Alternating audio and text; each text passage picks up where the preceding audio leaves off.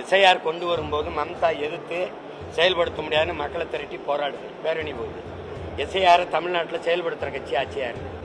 விஎல்ஓ booth level ஆஃபீஸரை போட்டது யாரு?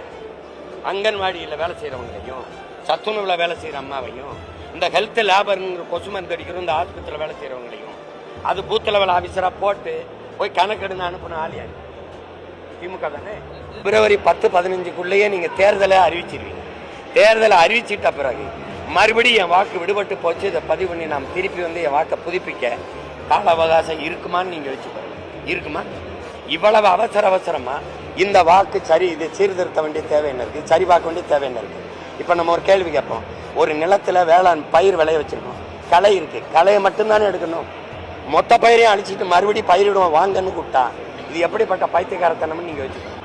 களையை மட்டும் தானே எடுக்கணும். அப்போ எங்கெங்க தவறா வாக்கு ஒருத்தர் 2 வாக்குரிமை வச்சிருந்தாரோ அதை நீக்கு. இறந்தவருடைய வாக்கு அந்த பேர் நீக்கப்படாம வாக்கு பட்டியலில் இருக்கா, அதை நீக்கு.